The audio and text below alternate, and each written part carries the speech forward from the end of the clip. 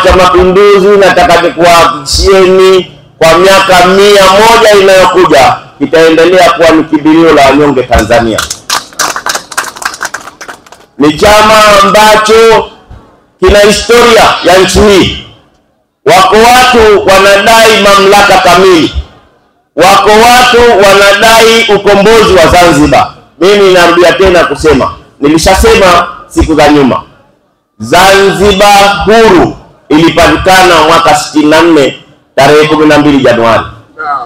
Haiwezekani hata siku moja kuja Zanzibar huru nyingine zaidi ya 64.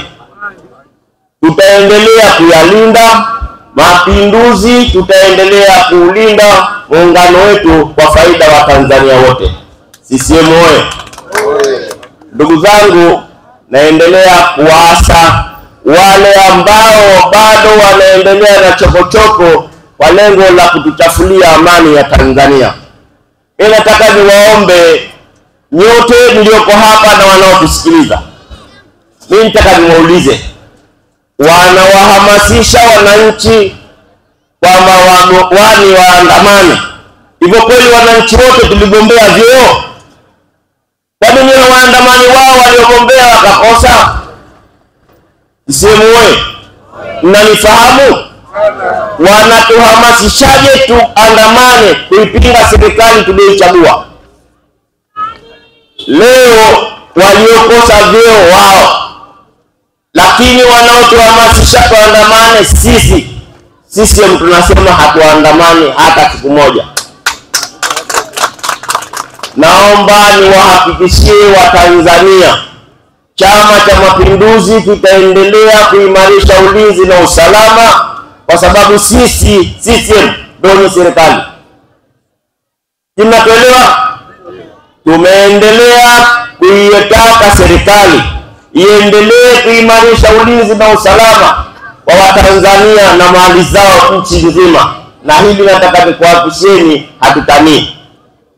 Wale ambao walikuwa wakitembea wakiwa na vineno walipoona gari tu zikitembea barabarani kimya, sasa kama hawajui watafundishwa. CCM oye! CCM ni chama cha wanyonge, kitaendelea kuwaenzi, kitaendelea kuwalinda wao na mali zao.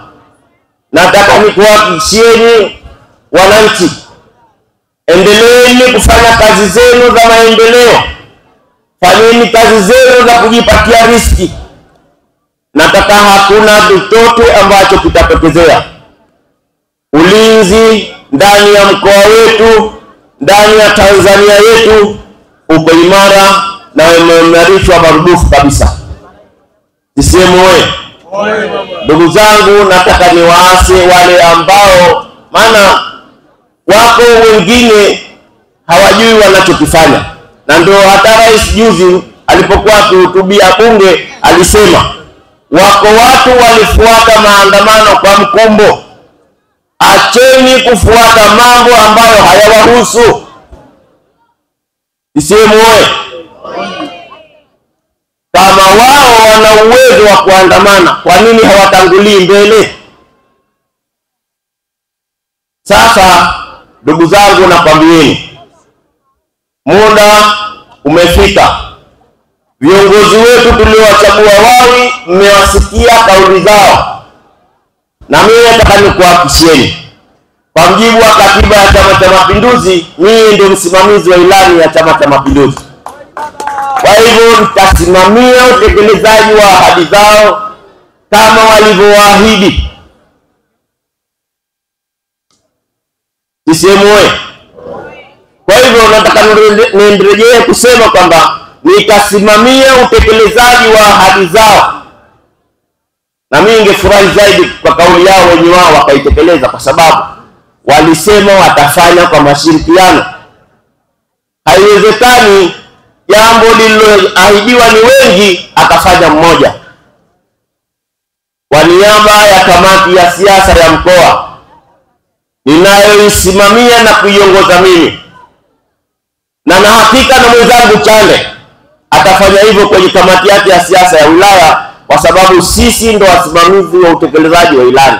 Hatuwezi kuwaona ndugu zetu hawa hawajatekeleza ahadi walizozisema alafu sisi tukabaki kimya.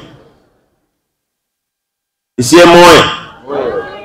Ndugu zangu, katibu wa mkoa alisema, na aliposema kwamba mkutano wa leo ni wa kupongezana, akasema ubwabwa wanukia.